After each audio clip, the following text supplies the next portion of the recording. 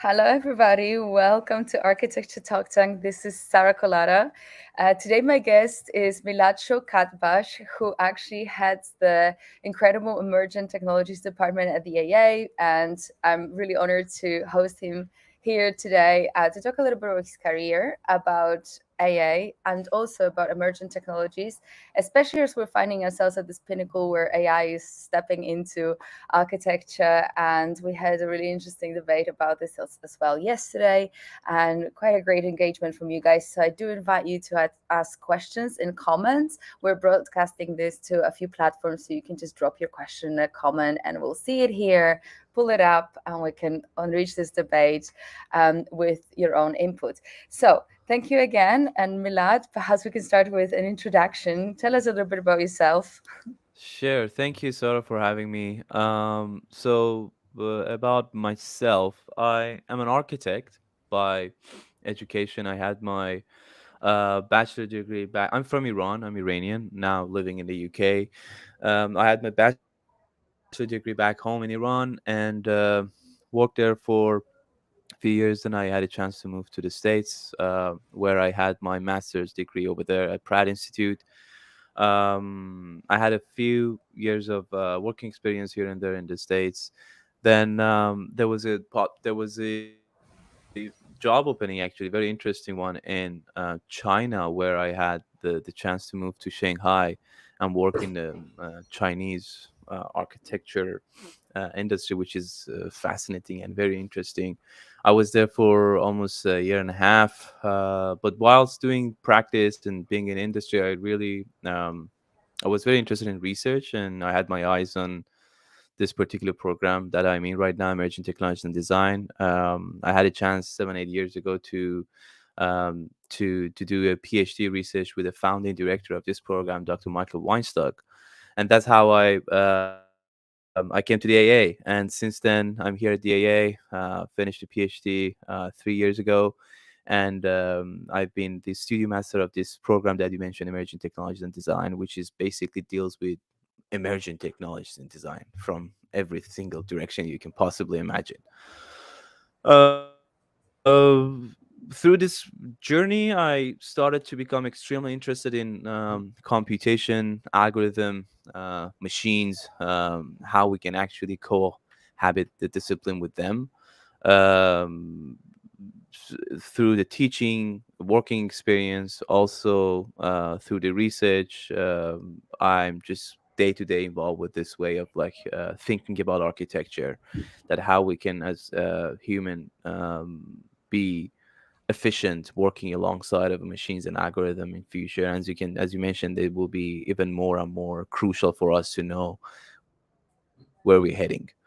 Doing research and practice, I also have I developed a plugin slash software called Wallacei with another colleague of mine called Wallacei, and since that, we were also collaborating with different offices, practices, and helping them to achieve and solve the problems, complex problems in architectural and urban problems, such as early phases, late phases.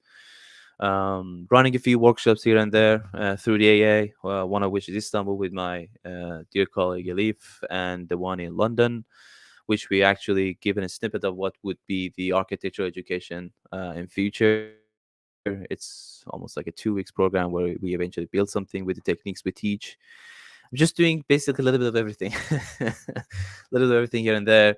But I'm mainly focused and very interested in the research aspect of the architecture, and through that route, that I'm also doing industry practice and academic research, basically. Yeah. Sounds fascinating. And, it's great that you're doing so many things because it really allows you to stay in the forefront of this sort of movement. And, when we were talking emergent technologies, it's like some of these emergent technologies became a little bit old news with new emergent technologies, but you stay at the forefront of everything. So I think that this can really be interesting for us to talk a little bit about where we at today. I know that you're certainly like pushing the envelope of design and experimentation and research throughout both the academic but also your private projects. So, with a lot of the tools, of course, we already had this long-standing debate about their application in architecture. But right now we have new things coming, and with things like ChatGPT, I've seen you actually on LinkedIn. You were playing with it recently. You posted Yeah. some interesting conversations with ChatGPT. So yeah, of course, we're now as architects kind of testing these tools. But I think we're having this big aha moment of like, oh wow, this is around, and there's probably Mhm. gonna be more. Um, and so it's just really interesting to see like how is that applicable to what you're doing, and how can that really help push the envelope of architecture. So what's your feeling about where we're at today? Well, I think at first I'm in I think there are two camps primarily looking into these new things: the pessimists and optimists. I'm very positive about what's happening right now because regardless of what we do and what we think, the pace of the advancement in technology is just insane. I mean, one day to the other, things are changing. And from an academic perspective, someone who is involved in a course called Emergent Technology, you should know what's happening because the students are there to basically learn emergent technologies. But in terms of the larger context of the architecture discipline, I think these are like a huge opportunities for us to shift gears and change the way we think about the problems we are trying to solve. 100 years ago, we had like large, big drawing boards in the office. We all saw that image of like the office with people who are drawing in the drawing panels and drawing boards. But now we're completely shifted towards computers, personal computers, like doing everything. And then this is again going to be shifted the way that we are going to use machines and computers. I think if we want to stay relevant in an environment where everything is moving so fast, we also need to learn how to adapt to this change.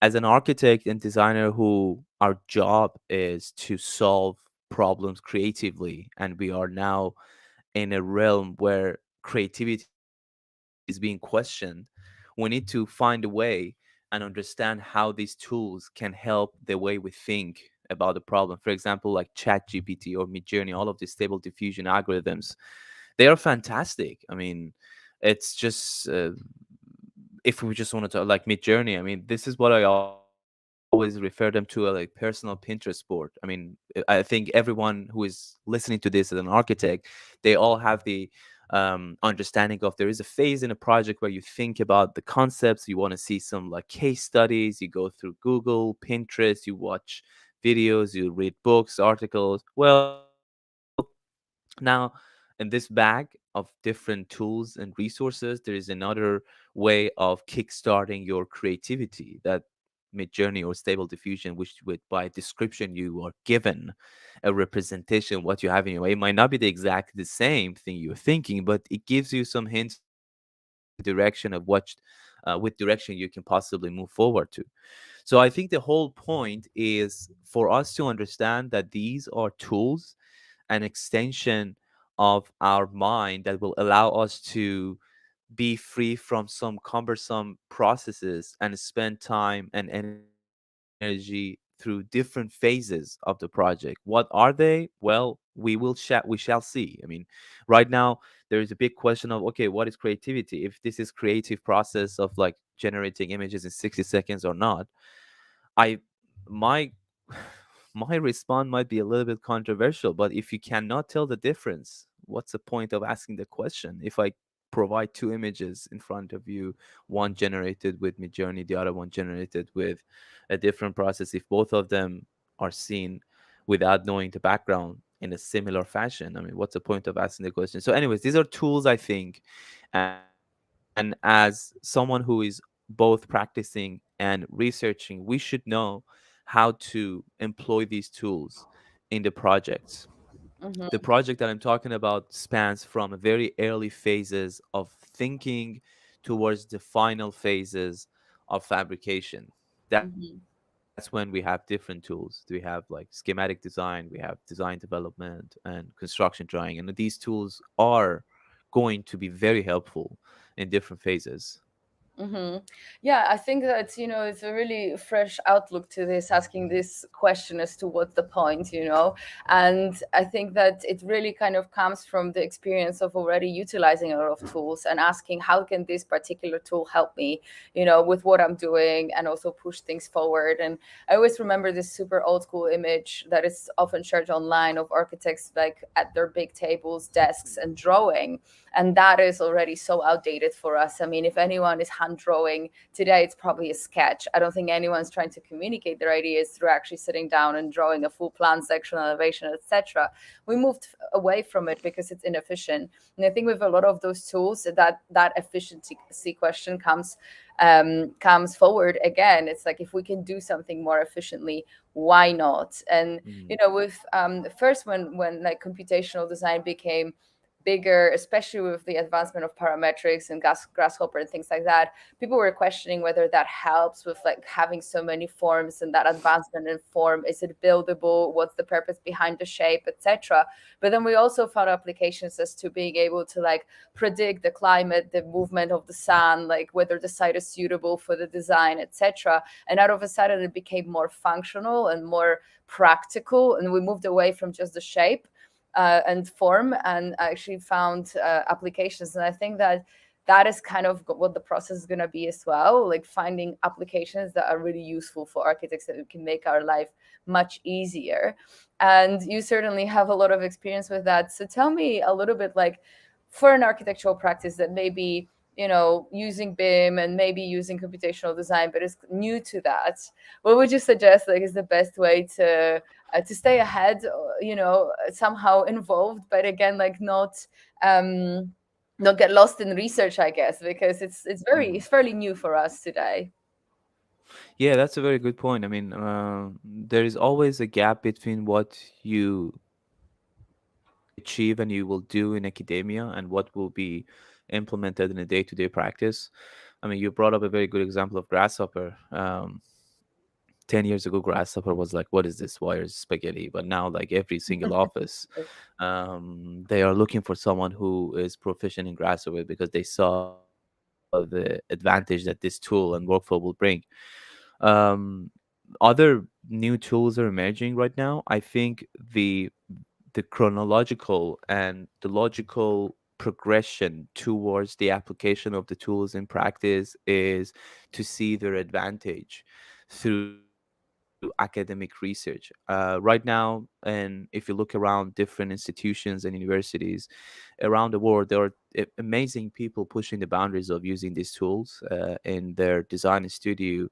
And from those moments of pushing the boundaries, there will be people that try to take this further into practice. Practice always comes, unfortunately, practice is always one of the big factors running the practice is money and what can make more money. It applies to every single practice. So until the time that the efficiency of this particular set of tools or any other new tools that we see right now is not proven to the larger practical environment, this pace will be slow, but eventually it will happen because through academic research, through publications, because also whoever is going to be educated these days, they are the future architects. They go Mm-hmm. to the office and they brought something new on the table, and they say, okay, you do this, I can do this faster with such and such. So this is like always like a very natural progression of something that is new in academia and to go to the research. But one thing that I'm extremely interested these days, and I see it's happening across the different AEC industry, is that the large firms are dedicating a small or mid-sized group to research, which is, I think, extremely important for the office itself and the dissemination of the knowledge. One thing that we can all grow collectively is to share the knowledge, and this is extremely common in academia through publications, through like books, journals, but this is not quite common in industry yet. Having that notion of sharing the knowledge, disseminating your research would help the entire collective and entire environment of the discipline progress faster. So this is just a matter of time, I guess, and this is a matter of time where I remember, like, it was AutoCAD first, but I mean, still people are using AutoCAD, but now people and industry knows the significance of BIM or computational design, and that's one of the extremely important part of every practice right now these days. So it's just a time lag from academia to industry. But in academic institution, I see a lot of interesting things happening in Europe, in the US States, and I think it's extremely valuable to to know what's happening, and then those are future architects, basically. Yeah. And actually, to that topic, I wanted to ask you a little bit about education, architecture education, because you work for a private university. This really has been on the forefront of education, putting really pushing the envelope of what it means to be a great architect in so many different levels. I mean, I think it is the greatest university, actually. But and also you're heading a very sort of robotics department, very very futuristic on in its own right. But globally, I think that education is falling more into the traditional model, and perhaps it's not as embracive towards change as we would like, and especially as the outside world is.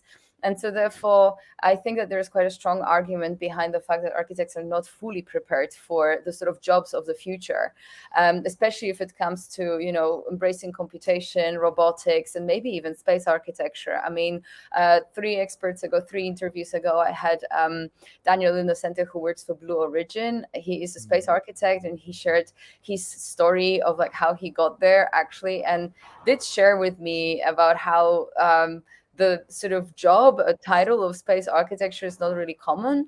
And frankly, there isn't actually any university degrees that are preparing architects to practice space architecture, which I think is mad, considering the fact that so many like billionaire people are already investing in going to space. There's a lot of private and governmental projects. I think that around the next 5 to 10 years, we'll see certainly more and more use for that. And then where are they going to get the experts, or how how these experts are going to emerge, given the fact that they're not currently being prepared to practice that in the future. And I think that that's kind of an ongoing debate about how education is not really catching up. So I think my specific question is, you probably will say, "We'll come to AA," but my specific question is, if you don't, how do you actually follow through as an individual, taking responsibility for your career, saying, "I'm interested in this"? Where do you Yeah. obtain your knowledge? How do you equip yourself for the future? Because the future around the corner brings NFT, crypto property, metaverse, AI, space architecture. There's a lot of technology out there to consume and to prepare for as well. Yeah, I mean, that's a very good point. And I don't want to say unfortunately, but there is a traditional and conventional route to become an architect for someone who just want to start out of high school. There in the UK, there are framework in the States, or framework in every other country. Frameworks are quite similar. There are like different and particular modules that you need to take. You need to pass, get the credit until you're eligible to become an architect. But there are courses. That's why I think for someone who wants to be to be ready for what comes next is to go beyond this traditional and 4 or 5 years of architecture education, which gives the fundamentals of what architecture is. But then there are master or postgraduate courses which are specialized in particular like areas that this discipline can take you, like fabrication, robotics, AI. And this is happening everywhere, popping up in across the globe, Asia, Europe, States. And this is, I think, a very important moment, that although it is worth to include these topics back in those 4 or 5 years of education, in a deeper setting, but this requires a more a deeper change into the entire education system. But for those of people of the people who wants to know and be on the forefront of what's happening, I think there is a need to go beyond this 4 or 5 years. That's This is my personal opinion, and there are specialized courses across the globe that will allow this. At the same time, we are now living in an extremely connected global environment. I mean, with one laptop or that is connected to the internet, you have access to millions of new source of information, both technical skills and like theoretical topics. So I think it's just a matter of personal enthusiasm. It's just a matter of like how much you're excited to be on the group of people who always stay relevant.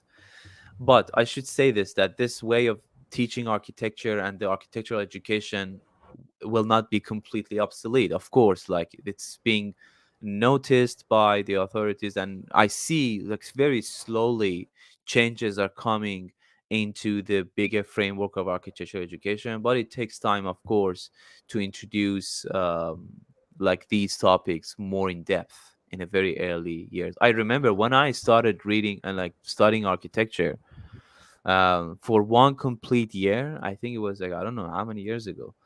For one complete year, I had to draw things by hand, which is extremely interesting. I mean, it's a skill that I love to have. I'm not good at it anymore, but it was a very good skill. But I'm not quite sure, honestly speaking, right now, if it is relevant to our discipline. I don't need to draw anything by hand. I can describe it and I have an image. So it's just a matter of like slow changes, but it will eventually happen. But the master's courses, I think they are extremely good starting point for those who wants to actually go further. Yeah, I think that I agree with you. I think that master courses and also taking your own sort of dissertation topic that you can explore deeper, Yeah. it's definitely a way to go. And also with the internet right now, with a bunch of conferences, events happening globally, you can always stay informed about this. There's also communities really that develop, like metaverse studies projects. Unite together, find clients, work on tools, etc.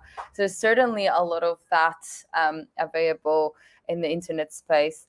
So interesting. So let's talk a little bit about Wallacei. Is that how you pronounce Wallacei? Yeah, Wallacei.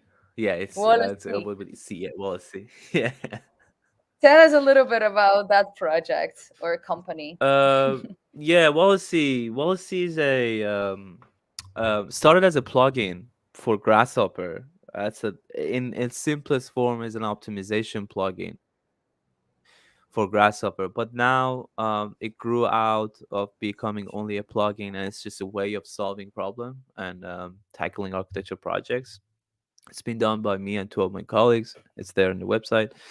And one aspect of this is again, it's community. It's open. It's free. And within the Rhino and Grasshopper community, there are people who are using it, asking questions. We are trying to respond to the question or other people. But another aspect of it, which is like the business, which is not quite visible out there. We are in touch with different companies and architecture, small and big companies, to help them solve their problems in a simplest form. And this problem can be a computational problem. This problem can be um, developing a bespoke workflow, developing or creating customized application for them to achieve what they want to do faster. And this is I think what's happening right now in industry. I see a lot of like small practices popping up that collectively doing something big. What I might be wrong, but this is my understanding of what's happening right now in practice, that the the the significant not the significance, the presence of like big companies, like big corporates are there, but we are seeing the higher frequency of small design technology practices popping up here and there, which they are specialized in a very particular area, and they help in completely different like projects across the globe. And this is what we are doing basically. And it's just the under the hood aspect of the projects where something need to be done fast. or something needs to be done more efficiently, more in an automated manner, and that's what we come through. The other part of it is the education, which Wallacei is being utilized since like 3 4 years ago in different practices and institutions, and we were providing like training, basically how to use this in your research or in your practice. We've had like workshops both with McNeil or with other practices to train their own staff or like the wider audience how to use Wallacei in their day-to-day projects. So this is like the different aspects, but eventually it just goes down to the technology aspect of solving a problem. I love that. Thank you so much for explaining that more in depth. That really makes sense. It was an absolute pleasure hosting you. I think that before you go, perhaps you tell us a little bit about the course that you run in AA specifically, and if people are interested, where do they go to read up about it more? Absolutely. Actually, it's a very good time because we're reaching out the deadline for early applications by Excellent. Friday. So I'm the studio master of this program called Emergent Technologies and Design. We are a group of colleagues running this course who have with different expertise. My colleague Elif Erdina, Dr. Elif Erdina is the program head. I'm the studio master, and we have four faculty members with us: engineers, software developers, XR, AR developers, structural engineer, computational designer, and with our beloved founding director Michael Weinstock. The course is designated for those architects, engineers, or with different backgrounds who wants to use emerging technologies for emerging problems in the society. These emerging problems could be like mass population, climate change, displacement, material systems. And we provide two different degrees. Excuse me. One of them is MSc, which spans over which spans over a year, and the other one is Master of Architecture MArch, which spans over 16 months. These two courses share a lot of similar resources, but what differs is their dissertation, where Master of Science tackles the system design of a proposal, and Master of Architecture mostly tackle the implementation of that system design in an architectural context. It could be either like a building or urban design, and we tackle a lot of different topics. If you look across the dissertations coming out of the course, you will find software, you will find urban proposal, you will find material system, new materials, mycelium, new concrete, cement, all the way to applications, to urban proposals. And these are all basically tackling the real world problems that we're facing right now. The content of the course, because of its nature, it's always updating. So whoever, the fundamentals are similar basically, but the content is always updating, and the course always reinvents itself throughout the years. We have, I mean, you can, I mean, whoever is interested, you can find us in the AA website or our own website, mtech@aaschool.ac.uk. If you have any question, you can reach out to us, to me, and I would be happy to provide more information. The application deadline, the early deadlines is by this Friday, 27th, not today, the Friday after. And yeah, I mean, I would be happy to discuss more with whoever is interested. Sounds amazing. I thank you for in-depth explanation. I've been following the course for many years. I studied in Central St. Martin's, and we always used to sneak out from our school whenever like Zaha this was at the AA or something. Yeah. I had a lot of friends, and I would just come in and see her there. I met her there, and a bunch of Fantastic. other famous architects. It's always been just such a great um, thing to be able to study so close to Bedford Square and actually be exposed to your library, your Yeah. cafeteria, and just the whole vibe of the school. So of course I've been familiar with all these departments and the different courses, especially at the master level, and this particular department is extremely advanced and interesting, and certainly the student work at the final sort of exhibits is extremely astonishing to follow what Thank people you. are actually achieving. So it's definitely a really fascinating thing. I have a question actually. With so much Sure. advanced, research into the topics also of materialism and technology, are these students like stepping into practice and perhaps, I don't know, pitching their new materials into the world at large, like stepping into markets and developing their own businesses? Or does often happen that they do go into traditional kind of work for practices, etc.? What is sort of more common? And are students also equipped in like entrepreneurial manners after being already innovators? Do they have the skills to step into the market and maybe own their own businesses or keep disrupting afterwards? Yes, that's actually a very good point because what students will do after MTech, I can talk about MTech, particularly the program I'm involved with.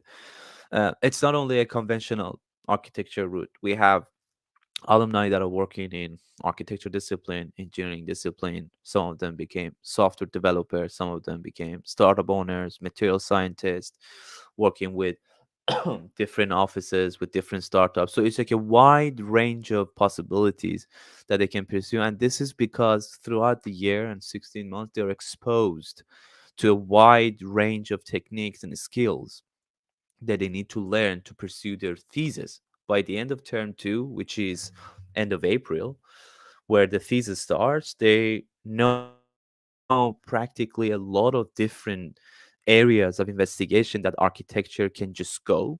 And when you see the thesis, you see how varied, how different the topics are. And that actually is also manifested in the directions that the students are going. I mean, last year, I mean, every year we have our alumni, like, being employed.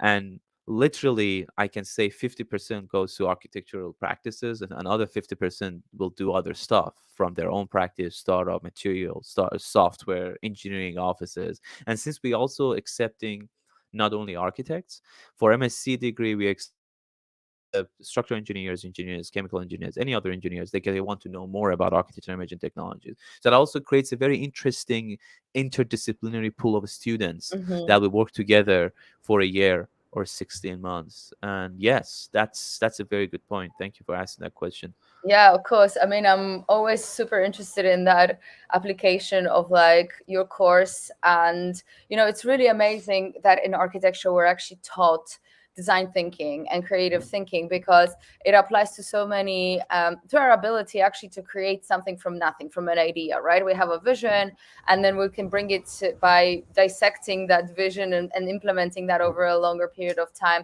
through development to experimentation, model making, all the way through to building and, in practice, certainly execution.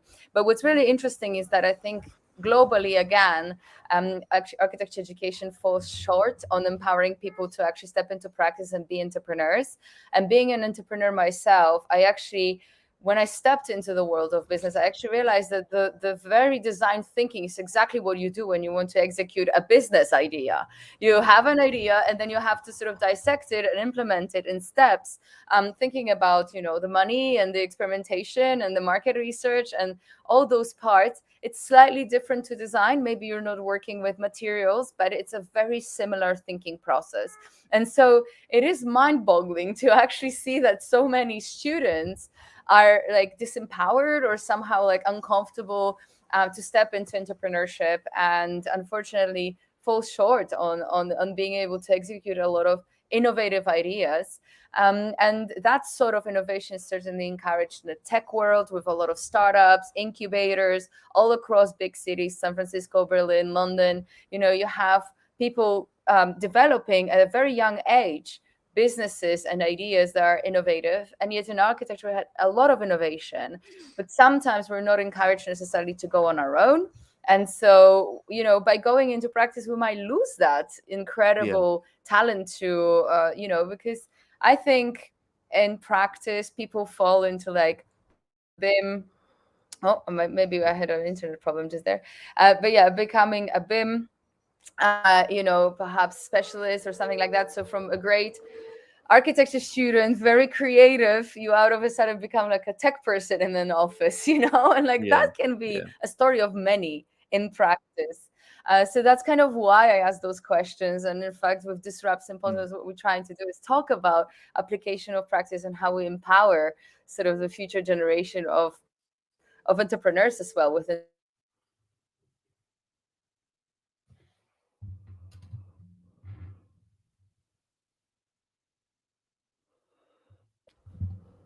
I'm seeing my Hello. internet restarting. I'm not sure if you're receiving All that right. on your end. Yeah, you froze for us for a couple of seconds, but now you're back on. Okay, I'm glad. All right. But maybe that's a sign. Thank Okay. you so very much for this Of course. amazing conversation. It was inspiring to meet you in the first place. Thank And you. we have all the links and all the connections already, call to action, so to say, shared. Thank you for your time. And I will share also this conversation with you later. And thank you all to all the listeners that tune in as well. Thank you for having me, Sarah. It was great catching up with you and talking about these topics. And yeah, let's stay in touch. Absolutely. Thank you so much. All Take right. care.